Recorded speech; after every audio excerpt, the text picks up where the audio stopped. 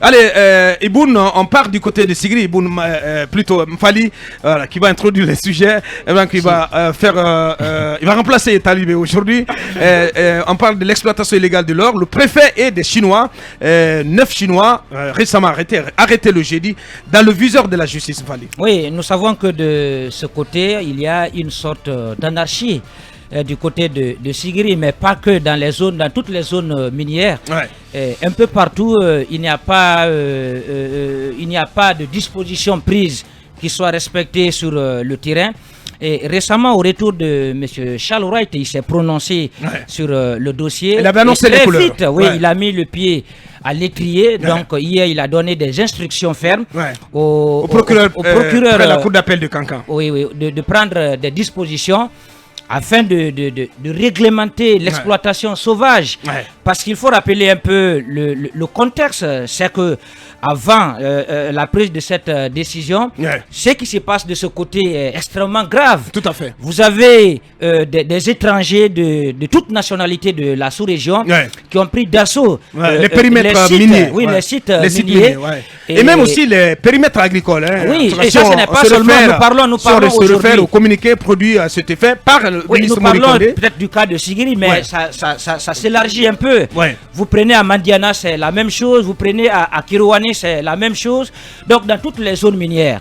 Mais moi, je pense que Charles Wright a pris une bonne décision parce qu'il y a le préfet. Donc, désormais, qui doit être entendu par un juge. Voilà. Avec un Malien et 9 autres Chinois. Parce que les Chinois qui sont là, ils sont venus s'implanter. On ne sait pas par quel moyen ils ont trouvé. Non, mais ils font de l'exploitation artisanale. Voilà. C'est pas de l'exploitation légale. Non, c'est pas légal. Voilà, ils sont dans l'exploitation sauvage, donc ils sont accusés de faits présumés de destruction de l'environnement à l'aide de cyanure, de machines d'extraction sauvage, comme on appelle les proclines. Parce que ce qu'on apprend, il y a des zones qui sont aménagées. L'environnement est totalement agressé et en péril à Sigiri. Complètement exploité, dévasté. À ciel ouvert. Et je pense qu'il y a même des risques parce qu'il y a des villages qui risquent d'être rayés sur la carte. Aujourd'hui, ils ne savent pas vraiment où se donner la tête. Donc moi, j'encourage vraiment le ministre de la Justice à ne pas seulement se limiter au cas de Sigiri, à voir un peu dans toutes les zones minières.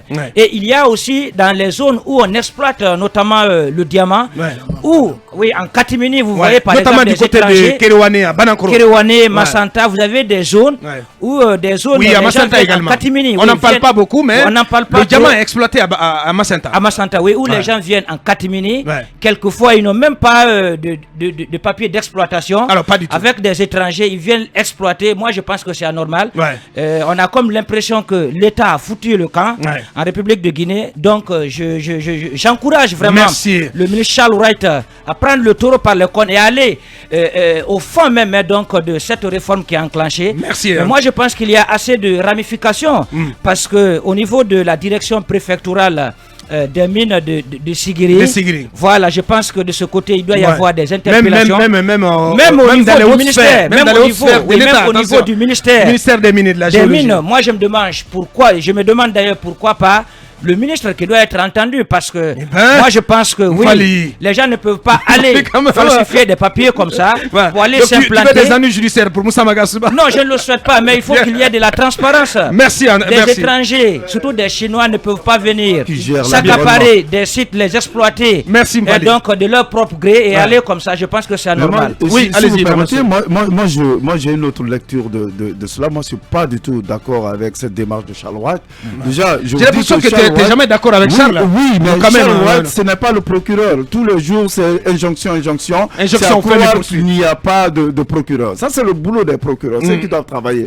Le ministre de la Justice fait autre chose. Oui, mais alors, avant cette injonction, si le procureur, par exemple, n'a pas pris disposition pour ça. Il faut juste qu'on s'écoute. Ce que je voudrais dire, vous savez, la destruction de l'environnement, la plupart du temps, quand on a détruit l'environnement et que l'on a des preuves qu'on a détruit de l'environnement, généralement ce sont des amendes qu'on fait payer, des contraventions et tout ça. Mais tout ça, poursuite judiciaire, ça fait même des entrées d'argent. Mais pendant qu'on y est, si vous parlez des destructions de l'environnement, regardez toutes ces forêts. Toutes ces forêts qui sont détruites pour prendre des charbons de chauffe et tout ça. Toutes ces forêts, est-ce qu'on poursuit ces personnes? Nos forêts ici, de Kakimbo et autres là, les gens ils se sont accaparés de ces forêts, ils ont construit des maisons et tout ça, personne n'en parle. Alpart a fait, c'est Alport, voilà, les Turcs là, cette contournante là, tu vas voir qu'il y a une mare là-bas qui n'était pas là-bas là, mais qui est cassée, qui n'existe plus. Mais il y en a tellement. Mais qu'est-ce que tu veux qu'on fasse à la fin du compte? Non, ce que je veux vous dire. Mais si on doit faire des infrastructures publiques, il faut bien qu'à un moment ou à un autre. Mais maintenant c'est cela. Il s'agit de ça. C'est-à-dire que quand on veut lutter contre la destruction de l'environnement, on prend ça par tous les bouts et on lutte contre la destruction de l'environnement. Ça c'est un. Mais deuxièmement, on parle de ces Chinois. Moi je connais pas, mais peut-être qu'ils sont d'une entreprise. Vous savez, il faut pas qu'on décourage. C'est-à-dire, je n'ai jamais vu pareil. C'est que on parle de promotion des investissements de l'entreprise, voilà, des investissements et tout. Mais à tout moment, on est en train de traquer ces étrangers. Mais ce sont des gens qui apportent aussi de l'argent. Mais après tout, mais s'ils sont là pour décimer notre écologie, il y a un problème.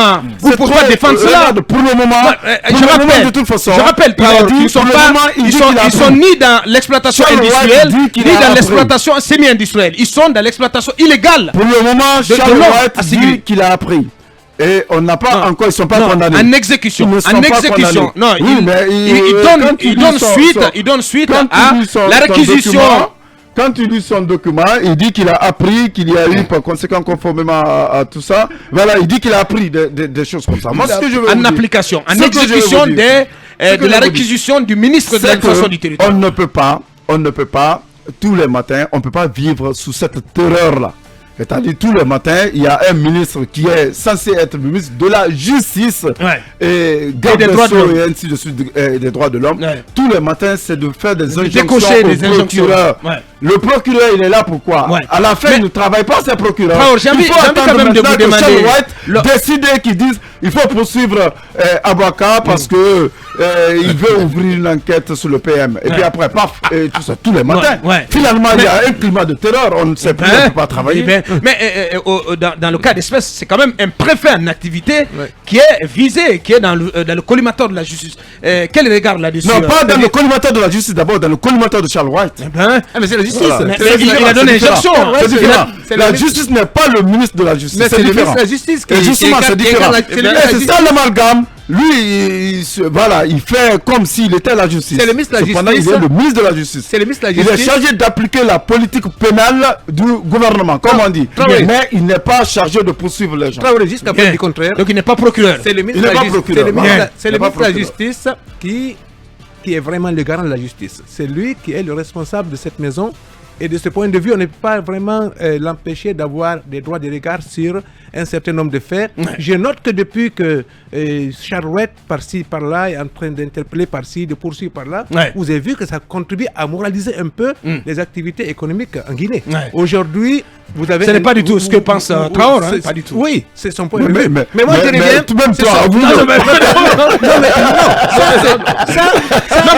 personnellement, je me pose des questions sur l'efficacité et l'opportunité et l'efficacité de toutes ces injonctions à l'appel. Oui, c'est vraiment l'appel. Il y a à se poser des questions. C'est vrai que ces injonctions se superposent, mais il y a un effet pédagogique. Dissuasif. Aujourd'hui, je pense que si vous prenez la fonction publique, vous avez, il y a 2 ou 3 ans, des personnes qui étaient prêtes à tout pour avoir un décret. Aujourd'hui, on vous propose un décret, vous devez réfléchir par 4 fois avant de l'accepter, parce qu'à la clé, vous savez que la gestion, il y aura beaucoup plus de travail. Tu n'es pas informé, un instant. Tu es dans un monde Attends. On a 30 secondes de la pause.